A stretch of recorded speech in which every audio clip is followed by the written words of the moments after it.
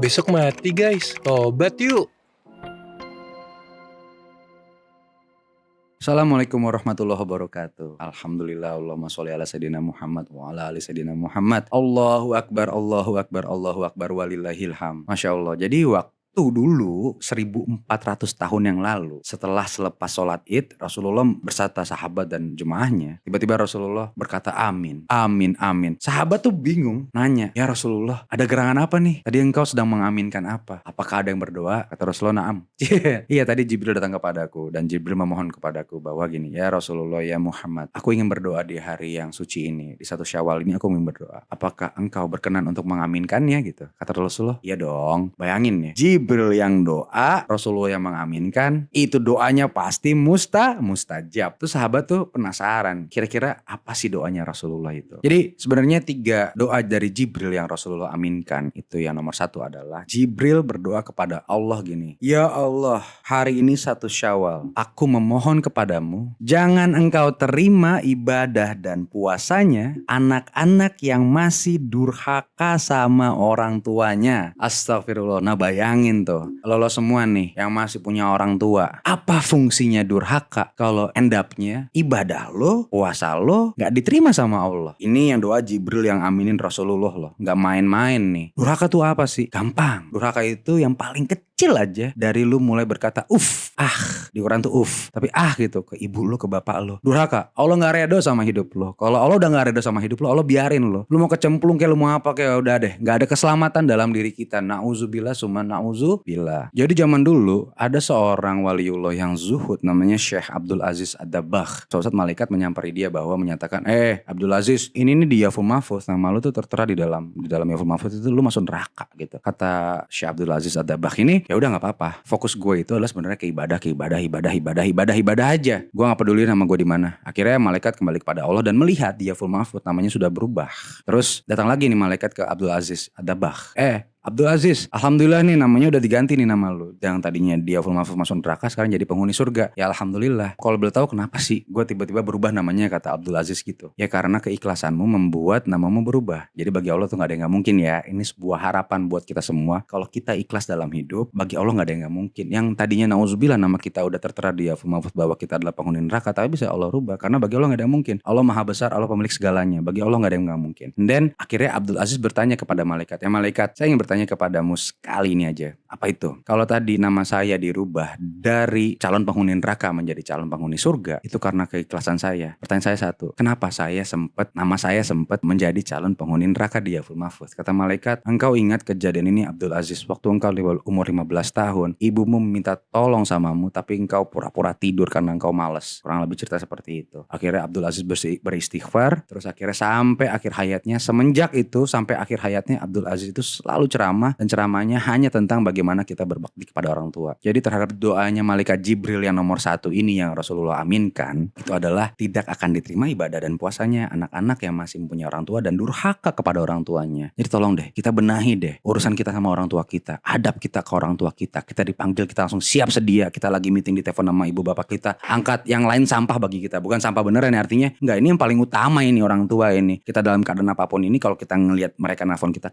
angkat gitu. Jadi itu sudah luntur. Bukan hanya sekedar budaya, tapi adab anak terhadap orang tua itu luntur sebenarnya. Gak seperti zaman dulu yang kita bahkan bertatap-tatapan mata dengan orang tua kita takut banget. Jadi itu ya, pokoknya kita jangan sampai termasuk golongan anak-anak yang masih memiliki orang tua yang kita durhaka kepadanya. Summa nauzubillah. Dan yang kedua, doa Jibril adalah yang Rasulullah SAW aminkan. Ya Allah, di hari yang mulia dan agung ini, aku memohon kepadamu, jangan engkau terima ibadah dan puasanya istri-istri yang masih durhaka kepada suaminya. Terus ada ibu-ibu yang nanya, terus gimana dong kalau misalkan itu adalah suami? Ada nggak? Ya hadisnya memang menyatakan istri-istrinya doang di sini. Maaf nih ya ibu-ibu, tapi bukan berarti suami adalah segalanya, istri pasti adalah yang ini. Enggak. Tapi gini loh, kan kita sama-sama tahu bahwa surganya seorang istri itu ada di suami. Bukan berarti kayak di kaki, seperti gambaran di bawah kaki ibu, bukan seperti itu. Artinya di pengabdian. Kadang-kadang memang seorang suami ini, seorang laki-laki ini juga kadang-kadang keblinger sih kalau menurut gue gitu. Kita suka semena-mena, kita pulang kita langsung minta, mana kopi, mana ini, lu siapin gue dong. mau semena-mena banget. Kadang-kadang seorang suami juga seringkali menganggap dirinya ini adalah orang yang, wah gue di luar gue capek gue nyari uang, lu di rumah harus beres. Ya ada adab-adab yang baik juga lah. Tapi banyak juga istri-istri di luar sana yang terkadang kayak akhirnya mengambil peran itu sebagai sebuah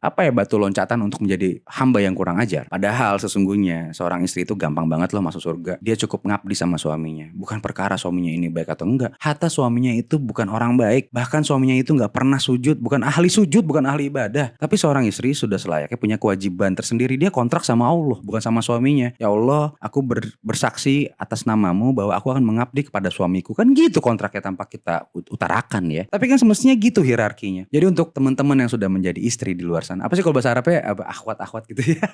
Ya gitu ya, yang sudah menjadi istri di luar sana. Dan mempunyai seorang suami yang dirasa kurang, masa ibadahnya jagoan gue sebagai seorang istri, bukan suaminya mimpin gitu. Jangan pernah sedih dan jangan pernah masa khawatir. Karena kenapa? Karena tugas lu adalah bukan untuk membuat suami lu menjadi orang benar. Tugas lu hanya mendoakan. Lu gak bisa sampai mulut lu berbusa juga kalau suami lu dasarnya memang gak benar, ya gak benar aja. Tapi tugas lu adalah menjadi hamba Allah yang dimana lu sedang berusaha untuk lu mengumpulkan nabung pahala nih untuk lu mencapai ke surganya Allah. Simple. Dan bayangin aja, sedikit durhaka kepada suami itu dapat membawa kaki lu langsung nyemplung ke neraka. Nauzubillah summa nauzubillah kan. Jadi terkadang hal ini menjadi kontradiktif di pikiran teman-teman yang sudah menikah gitu. Si suaminya juga kadang-kadang merasa kayak bos banget, biarpun kita tahu suami itu kaptennya rumah tangga. Jadi dia yang punya kehendak banyak di dalam itu. Tapi tugasnya istri itu mulia banget sebenarnya. Dan Allah memberikan fasilitas gampang banget, jembatan stairway to heaven-nya lah ya. Tangga menuju surganya tuh sebenarnya gak neko-neko. Cuman sabar.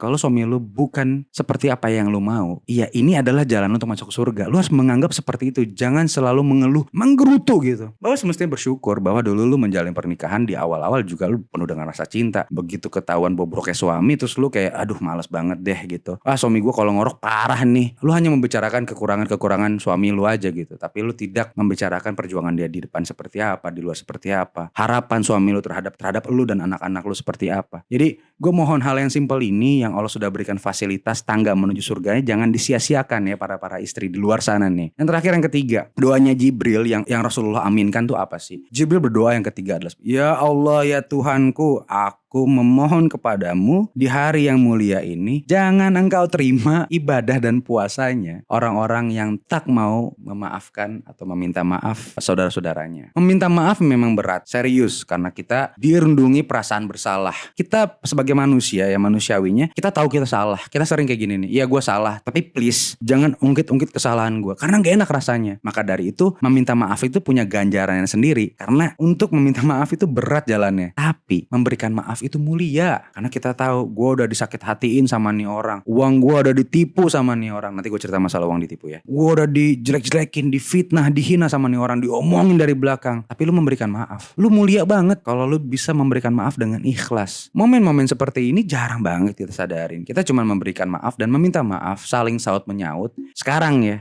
ini itu bukan tatap muka, tapi melalui media handphone, WhatsApp gitu. Sah nggak? Wallahu alam bisawab. Gue nggak menyatakan ini sah apa enggak, tapi semua balik lagi ke keikhlasan hati lo. Dan kalau cuma hanya broadcast doang, gue rasa ini sebagai sebuah bentuk formalitas. Kayaknya usahanya kurang eager gitu, kurang. Ya aimnya ada, tapi niatnya ada, tapi usahanya kayak kurang kalau menurut gue. Tapi oke lah, itu karena tuntutan zaman kita harus seperti itu, dan ini menjadi sebuah hal yang tidak tabu dan menjadi kebiasaan. Coba bayangin kalau kita masih punya engkong, masih punya kakek, masih punya opa, kita pasti dimarahin tuh kalau kayak gitu, karena nggak elok, nggak etis untuk meminta maaf dan memberikan maaf pada saudara-saudara kita melalui hal yang gue rasa kita nggak bisa nyentuh, kita nggak bisa salaman, nggak bisa saling memberikan senyum, nggak bisa saling berbalas senyuman, nggak bisa saling berbalas pandangan. Gue rasa kurang gitu. Meminta maaf dan memaafkan itu memang berat. Kita anggap gue sebagai contoh orang yang pernah ditipu sama salah satu mitra gue, anggap gitu, puluhan juta, ratusan juta, bahkan miliaran. Itu tetap angka yang kita anggap besar itu nggak besar di mata Allah. Pada hakikatnya itu nggak besar di mata Allah. Semua angka yang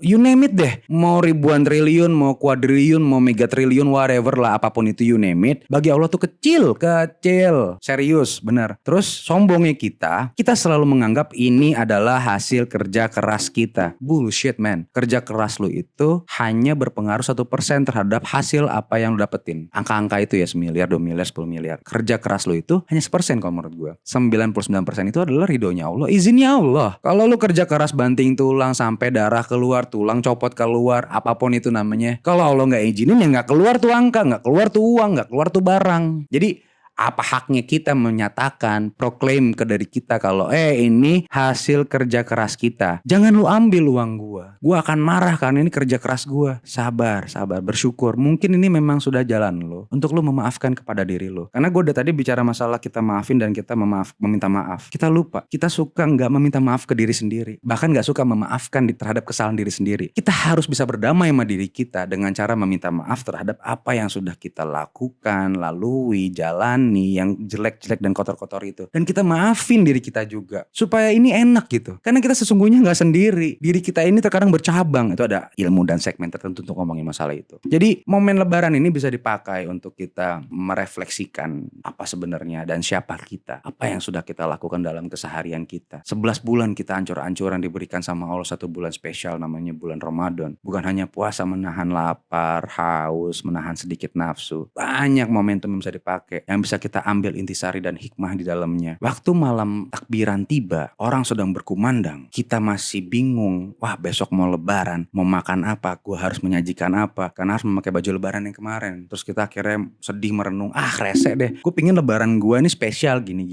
Gue paham. Karena ada pasti momen seperti itu. Malam takbiran bergemuruh di mana-mana. Allahu Akbar, Allahu Akbar, Allahu Akbar. La ilaha illallah, wallahu Akbar, Allahu Akbar, walillahilham. Rame orang masang petasan, anak-anak pada ada satu anak di ujung sana yang sedang meratapi kehidupannya. Dia hanya duduk tidak menangis, tapi dia melihat banyak anak-anak yang dia lihat sedang menggandeng tangan bapak ibunya, meluk salim, dibelikan baju lebaran. Fabi ai ala irubikumat tukaziban. Lu tempeleng diri lo. Kenapa lu masih mengeluh? Allah memberikan gambaran di depan lo itu seorang yang nasibnya berbeda sama lo karena tuh anak yatim. Bahkan dia gak bisa lebaran sama bapak ibunya. Dan lu masih bisa lebaran sama bapak ibu lu. Cuma hanya perkara besok lu gak bisa beli nastar. Terus lu marah-marah, jengkel dan mengeluh. Allah memberikan sebuah petua yang bagus banget buat lu renungin supaya lu bersyukur bahwa di depan mata lu 5 meter dari lu berdiri itu ada orang anak kecil yang gak beruntung. Jadi momen lebaran bukan hanya saling memaafkan, menjadikan refleksi, tapi kita suka lupa ibadah kita memang kita tingkatin, tapi rasa syukur kita sama sekali gak kita sentil. Rasa bersyukur kita gak pernah kita utak-utik. Yang kita naikin itu powernya